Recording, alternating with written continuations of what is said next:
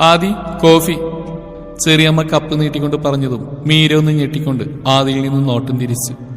ചുറ്റുമെല്ലാ മിഴികളും തന്നിലാണെന്ന് കണ്ടതും എന്തോ വല്ലായ്മ തോന്നിയവൾക്ക്. ആരെയും ശ്രദ്ധിക്കാതെ മുഖം കുനിച്ചിരുന്നതേയുള്ളൂ പെണ്ണ്. ആദ്യം കോഫി വാങ്ങി കുടിച്ചുകൊണ്ട് ഫോണിലേക്ക് നോക്കിയിരുന്നു. ആദ്യം മീരെ ഒരുമിച്ചിരിക്കുന്നതാണ് മുത്തശ്ശിയുടെ അമ്മമാരുടെയും മുഖം ഒരുപോലെ വിടർന്നു. അത്രയും ചേർച്ചയുണ്ടായിരുന്നു ഇരുവരും തമ്മിൽ. വീണ്ടും നോക്കിയിരുന്നു പോകും. ഇരുവരെയും ഒരിക്കൽ കൂടി നോക്കിക്കൊണ്ട് എല്ലാവരും സംസാരത്തിലേക്ക് തിരിയുമ്പോൾ ആര്യന് വല്ലാത്ത അസ്വസ്ഥത തോന്നി. ആദ്യം അടുത്തിരുന്നപ്പോഴുണ്ടായ മീരയുടെ ഭാവം തന്നെയാണ് അതിന് കാരണം. ഇരുവരെയും ഒരിക്കൽ കൂടി നോക്കി അസ്വസ്ഥതയോടെ മുഖം തിരിച്ചവൻ. മുഖം കുനിച്ച് പതിയെ കയ്യിലെ കോഫി കുടിക്കുന്നവളെ സോഫയിലേക്ക് ചാരിയിരുന്നുകൊണ്ട് നോക്കിയവൻ. കപ്പിലേക്ക് ചേർത്ത് വെക്കുന്ന കുഞ്ഞു ചുണ്ടുകൾ ഒരൽപ്പം മാത്രം കുടിച്ചുകൊണ്ട് പതിയെ ഇറക്കുമ്പോഴുണ്ടാവുന്ന കഴുത്തിലെ ചലനങ്ങൾ എല്ലാം ഇമച്ചിമാതെ നോക്കിയിരുന്നവൻ. തിരിച്ചു നോക്കുപോലും ചെയ്യാതെ അവൾക്കും അറിയാം ആ മിഴികൾ തന്നിൽ മാത്രമായിരിക്കുമെന്ന്. വല്ലാത്തൊരു പരവേശവും വെപ്രാളവും അവളിൽ നിറഞ്ഞു. ചുറ്റുമാരും തങ്ങളെ ശ്രദ്ധിക്കുന്നില്ലെന്നത് മീരയിൽ ആശ്വാസവും നിറച്ചു. ഒന്ന് നിശ്വസിച്ചുകൊണ്ട് കപ്പ് വീണ്ടും ചുണ്ടിലേക്ക് അടുപ്പിച്ചതും അവളിലേക്കൊന്ന് ആഞ്ഞുകൊണ്ട് ആ കയ്യിൽ നിന്നും കപ്പ് വാങ്ങി തന്റെ ചുണ്ടോട് ചേർത്തവൻ. പിടഞ്ഞുപോയവൾ പെട്ടെന്നുള്ള നീക്കത്തിൽ ഞെട്ടിക്കൊണ്ട് അവനെ നോക്കി. ആദ്യം ആ നോട്ടം കാര്യമാക്കിയതേയില്ല. പെണ്ണിന്റെ കയ്യിൽ നിന്നും വാങ്ങിയ കപ്പും കൊണ്ട് വീണ്ടും സോഫയിലേക്ക് തന്നെ ചാരിയിരുന്നു. താൻ കുടിച്ച് ബാക്കി വന്ന കോഫി ആസ്വദിച്ച് കുടിക്കുന്നവനെ ചുവന്നുപോയ മുഖത്തോടെ ഒന്ന് നോക്കിയവൾ. തന്റെ അതിരങ്ങൾ ചേർന്നിടത്ത് തന്നെ അവൻ്റേതും ചേരുന്നത് കാണുമ്പോൾ ഉടലൊന്നാകെ കുളിർന്നതുപോലെ ചമലോ നാണമോ എന്തൊക്കെയോ തോന്നുന്നു. അടുത്ത നിമിഷം ആദ്യം നേരത്തെ താൻ കുടിച്ച കപ്പ് അവൾക്ക് നേരെ നീട്ടി. എതിർത്തൊരു വാക്ക് പോലും പറയാതെ ആദ്യം കുടിച്ചു വെച്ച കോഫി അവൾ നേർത്തൊരു പുഞ്ചിരിയോടെ നാണത്തോടെ കുടിച്ചു. ഇരുവരെയും നോക്കി നിന്ന് അജുവിന്റെ കണ്ണിപ്പോൾ പുറത്തു ചാടുമെന്ന അവസ്ഥയിലായി. കന്യകനായി ഞാനിവിടെ നിൽക്കുമ്പോഴാ അവന്റെ ഒടുക്കത്തെ റൊമാൻസ്. ഒന്നും ഞൊടിഞ്ഞുകൊണ്ട് ആദ്യം കൂർപ്പിച്ചു നോക്കിയതും തിരിച്ചതിലും വലിയ നോട്ടം കിട്ടിയതും ചെക്കൻ ഡീസന്റായി. അമ്മമാർക്ക് നടുവിലായി ഒരു ചിരിയോടെ ഇരിക്കുന്നവളിലായിരുന്നു ചുറ്റുമുള്ള എല്ലാവരുടെയും മിഴികൾ. ആദ്യം ഒരു കോൾ വന്നിട്ട് എഴുന്നേറ്റ് മുകളിലേക്ക് പോയതാണ്. ബാക്കി എല്ലാവരും ഉണ്ട് അവിടെ. മീരക്കുട്ടി എന്നൊന്നും മിണ്ടാതിരിക്കുന്നത് പേടി മാറില്ലെന്നുണ്ടോ? അജുവാണ് ആദിയുടെ ബ്രദറെന്ന് അവനായിട്ട് പരിചയപ്പെടുത്തി കൊടുത്തതിന്റെ ഒരു അടുപ്പം അജുവിനോട് മാത്രം മീരയ്ക്ക് തോന്നുന്നുണ്ട്.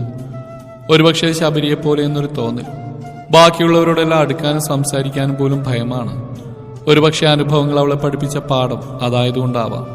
ഏട്ടനായി കണ്ട് സ്നേഹത്തോടെ അടുപ്പത്തോടെ ചേർന്ന് നിന്നവരിൽ നിന്നുള്ള മോശമായ പെരുമാറ്റം അവളെ അത്രയും തകർത്ത് കളഞ്ഞിരുന്നു എന്ന് വേണം പറയാൻ. അതുകൊണ്ട് തന്നെ ആരോടും മിണ്ടാനോ കൂട്ടുകൂടാനോ നിൽക്കാറില്ല അവൾ. എല്ലാത്തിൽ നിന്ന് ഒളിച്ചോടി സ്വയം തീർത്തൊരു തടവറയിൽ കഴിയുന്നവൾ. പറയടോ, എന്നോടും പേടിയാണോ? അജു വീണ്ടും ചോദിച്ചു. വേഗം തന്നെ ഇല്ലെന്ന് തലയാട്ടി കാണിച്ചവൾ. കണ്ടു നിൽക്കുന്ന എല്ലാവർക്കും വല്ലാത്തൊരു വാത്സല്യം തോന്നിപ്പോകുന്ന ഭാവം. മുത്തശ്ശിയും മുത്തച്ഛനും ഇന്ദ്രച്ഛനും ചെറിയച്ഛനും ഉൾപ്പെടെ എല്ലാവർക്കും ഒരുപാട് സ്നേഹം തോന്നി അവളോട്. ഈ പതുങ്ങിയ പ്രകൃതം തന്നെയായിരുന്നു അതിന് കാരണവും. ഭൂമിയെ പോലും നോവിക്കാതെ നടക്കുന്നൊരു പെണ്ണ് വളരെ വിരളമാണ് ഇതുപോലൊരുവൾ. മോൾക്ക് എന്നെ പേടിയൊന്നുമില്ലാത്ത സ്ഥിതിക്ക് ഞാൻ എന്റെ അനിയത്തിക്കുട്ടിയായിട്ട് അങ്ങ് ദത്തെടുക്കുവാണേ. അജു ഒരു ചിരിയോടെ പറഞ്ഞുകൊണ്ട് അവൾക്കരികിലായി ചെന്നിരുന്നതും അവളും മനോഹരമായി ഒന്ന് പുഞ്ചിരിച്ചു. ബാക്കിയുള്ളവരിലും ഉണ്ടായിരുന്നു മനസ്സ് നിറഞ്ഞൊരു പുഞ്ചിരി. അകിയും ചിത്തു ആര്യനും ആയുഷുമെല്ലാം അത്രയും ഇഷ്ടത്തോടെ അവളെ നോക്കി നിന്നു. എന്തോ ഒരു ഇഷ്ടമുണ്ട് അവളോട്. പേരറിയാത്ത പറയാനറിയാത്തൊരിഷ്ടം. അമ്മേ, അമ്മയ്ക്ക് സമ്മതമല്ലേ അമ്മയുടെ മോളായിട്ട് എന്റെ കുഞ്ഞിന് ചിത്തിയായിട്ട് ഇവളെ ദത്തെടുക്കാൻ? അജു ഒരു കുറുമ്പോടെ ഗൗതമിയോട് ചോദിച്ചു. അവരും നിറഞ്ഞ പുഞ്ചിരിയോട് അവനെ നോക്കി സമ്മതം പറഞ്ഞു. ജിത്തുവിന്റെ മുഖം മാത്രം ആ നിമിഷയിലുണ്ട്. ആദ്യമായി ക്രഷ് തോന്നിയ പെണ്ണിനെ പെങ്ങളായി കാണാനുള്ള മനസ്സൊന്നും തനിക്കില്ലെന്ന് ഉള്ളാലെ ഞൊടിഞ്ഞു പോയവൻ. ശേഷം മീരയോട് ഓരോ സംസാരിച്ചുകൊണ്ടിരിക്കുന്ന അജുവിനെ കൂർപ്പിച്ച് നോക്കുകയും ചെയ്തു. അജു അപ്പോഴും അവളോട് കാര്യമായ സംസാരത്തിലാണ്. തിരിച്ച് ചിലപ്പോൾ ഒരു മൂളിലും പുഞ്ചിരിയിലുമാണ് അവളുടെ മറുപടിയെങ്കിൽ പോലും അജു തോരാതെ പെണ്ണിനോട് സംസാരിച്ചുകൊണ്ടിരുന്നു. ഇനി മോള് പറ, പഠിത്തമൊക്കെ എങ്ങനെയായിരുന്നു? ഡിഗ്രി കഴിഞ്ഞില്ലേ ഇപ്പോ? ഇനി ഏത് കോഴ്സ് പഠിക്കാനാ മോൾക്ക് ഇഷ്ടം? എംകോം. ആഹാ, ഗുഡ് ഗേൾ. നമ്മുടെ കോളേജിൽ തന്നെ പഠിക്കാനോ? അപ്പോ അതാവുമ്പോ ഏട്ടൻ തന്നെ മോളെ രാവിലെ കൊണ്ടുവിടാനും കൂട്ടിക്കൊണ്ടുവരാനും ഉണ്ടാവും. അജു ഒരു ഏട്ടന്റെ ഉത്തരവാദിത്തം ഏറ്റെടുത്തുകൊണ്ട് പറഞ്ഞതും മീര മിഴികൾ വെളുത്തിക്കൊണ്ട് തലയാട്ടി കാണിച്ചു. എന്തോ എപ്പോഴൊക്കെയോ ആഗ്രഹിച്ചതാണ് ഒരേട്ടന്റെ സ്നേഹവും കരുതലുമെല്ലാം. അതിപ്പോൾ സത്യസന്ധമായ ഒരാളിൽ നിന്ന് ലഭിക്കുമ്പോൾ അത്രമേൽ സന്തോഷം തോന്നിയവൾക്ക്. എന്റെ മോളെ, അവൻ ആ കോളേജിൽ വന്ന് വായി നോക്കി നിൽക്കാൻ വേണ്ടിയാ നിന്നോട് ഇതൊക്കെ പറയുന്നേ. അജുവിന്റെ വാക്കുകൾക്കെല്ലാം നിഷ്കളങ്കമായി മറുപടി നൽകുന്നവളെ നോക്കി ഇന്ദ്രച്ചൻ വാത്സല്യത്തോടെ പറഞ്ഞതും മീര അതേ എന്നതുപോലെ അജുവിനെ നോക്കി. ഹാ, അതൊക്കെ വലിയ പാപ്പന്റെ ഉള്ള അസൂയ കൊണ്ട് പറയുന്ന മോളെ. ഏട്ടന്റെ കുഞ്ഞുമണിയൊന്നും കേൾക്കണ്ട. അജി അവൾക്കുള്ള മറുപടി പോലെ പറഞ്ഞു നിർത്തിയതും വീണ്ടും പെണ്ണിന്റെ മുഖം വിളർന്നു. അങ്ങേയറ്റം സ്നേഹവും വാത്സല്യവും തോന്നിപ്പോയി അജുവിന്. ഇതിങ്ങനെ ഒരു പാവായി പോയല്ലോടാ. അഗ്നി ഒരു ചിരിയോടെ മീരയെ നോക്കിക്കൊണ്ട് തന്നെ ആര്യനോട് പറഞ്ഞതും അവന് അവളെ നോക്കിക്കൊണ്ട് അത് ശരിവെച്ചു. പൂജാമുറിയിൽ വിളക്ക് വെച്ച് പ്രാർത്ഥിക്കേണ്ട സമയമായപ്പോൾ മാത്രം മീര എല്ലാവരിൽ നിന്ന് അകന്നു നിന്നു. അപ്പ മരിച്ചിട്ട് അധികം ആയിട്ടില്ലല്ലോ. ക്ഷേത്രത്തിൽ പോവാനോ വിളക്ക് കൊളുത്തി പ്രാർത്ഥിക്കാനോ ഒന്നും ആയിട്ടുമില്ല. മഹൽ ഫാമിലിയിൽ എല്ലാവരും ഒന്നിച്ചുള്ള സന്ധ്യാപ്രാർത്ഥന എന്നുമുള്ള പതിവാണ്. മുത്തശ്ശിയുടെ നിർബന്ധമാണത്. ആ സമയം വീട്ടിലുള്ളവരെല്ലാം അതിൽ പങ്കെടുക്കണമെന്നതും. എല്ലാവരും പ്രാർത്ഥനാ ഹാളിലേക്ക് പോയതും മീര ഒരു ചിരിയോടെ അവിടേക്ക് കാണാനായി നടന്നു. കാലത്ത് മുഴുവൻ കണ്ടു തീർത്തിരുന്നില്ലല്ലോ. മുകളിലേക്കുള്ള പടികൾ കയറി കോമൺ ബാൽക്കണിയിലേക്ക് കടന്നതും പെണ്ണിന്റെ മിഴികൾ അത്ഭുതത്തോടെ വിടർന്നു. അസ്തമയ സൂര്യന്റെ ശോഭയിൽ തിളങ്ങുന്നൊരിടം. അധികം ആർഭാടങ്ങളൊന്നുമില്ലാത്ത ഒരാൾക്ക് ഇരിക്കാൻ പാകത്തിനുള്ള ഒരു സ്വിങ്ങും എപ്പോഴും തഴുകിയെത്തുന്ന കാറ്റും. ഒരുപാട് ഇഷ്ടമായവൾക്ക് ആ ഇടം. ചിരിയോടെ ദീർഘമായോ നിശ്വസിച്ചുകൊണ്ട് റെയിലിംഗിലേക്ക് ചാഞ്ഞു നിന്നവൾ ഏറെ നേരെ യാതൊരു ചിന്തകളുമില്ലാതെ ദൂരെ കാണുന്ന ഗാർഡനിലേക്ക് മിഴികൾ പായിച്ചുകൊണ്ട് നിന്ന നിമിഷം തന്നെ പുറകിലൂടെ ഒരുവൻ പെണ്ണിനെ പുണർന്നുകൊണ്ട് അവളുടെ തോളിലായി താടി കുത്തിവെച്ചു. പെട്ടെന്നുള്ള അവന്റെ പ്രവൃത്തിയിലൊന്നും ഭയന്നു പോയെങ്കിലും മീരക്കാ ഗന്ധവും ശ്വാസവുമെല്ലാം അത്രയും പരിചിതമാണ്.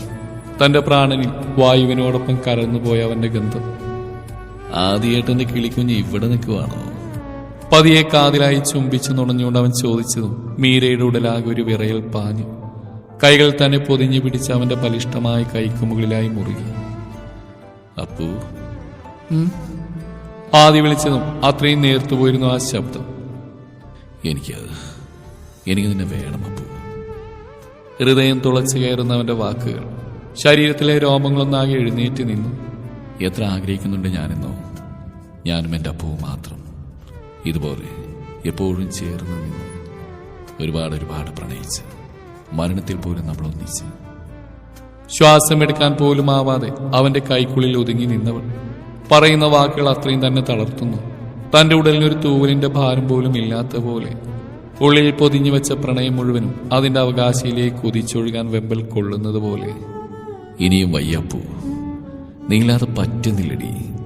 ഒരു നിമിഷം കൊണ്ട് ഇടിച്ചു കയറിയതാ എന്റെ നെഞ്ചിലേക്ക് നീ. ഈ കഴിഞ്ഞ 2 വർഷവും നിന്നെക്കുറിച്ച് ഓർക്കാത്ത ഒരു നിമിഷം പോലും എന്നിലുണ്ടായിട്ടില്ല. ഇടറിപ്പോയിരുന്ന അവന്റെ ശബ്ദം. ആ ഒരുവൾ എവിടെയാണെന്നറിയാതെ, എന്തു പറ്റിയെന്നറിയാതെ അത്രയും നീറിയാണ് ജീവിച്ചത്. മീരയുടെ ഉള്ളവും പിടഞ്ഞു. അവനെ താൻ ഒരുപാട് വേദനിപ്പിച്ചു എന്നുള്ള ചിന്ത പോലും അവളെ കുത്തി നോവിക്കുന്നത് പോലെ. കാണാതാവുമ്പോൾ മറന്നുപോകുമെന്ന് കരുതിയതാണ്. ഈ ഒരു ജന്മം ആ കൈകൊണ്ടുള്ള താലി മാത്രം മതിയെന്ന് കരുതി ജീവിച്ച് തീർത്തതാണ്. പക്ഷേ എന്നെ തേടി അലഞ്ഞവൻ, ഇന്നും തീവ്രമായി പ്രണയിക്കുന്നവൻ, അവനെയാണ് താൻ നോവിച്ചത്. തന്നിലും അധികം വേദന അനുഭവിച്ച അവനാണെന്ന ചിന്ത അവളെ അപ്പാടെ തകർത്ത് കളഞ്ഞു.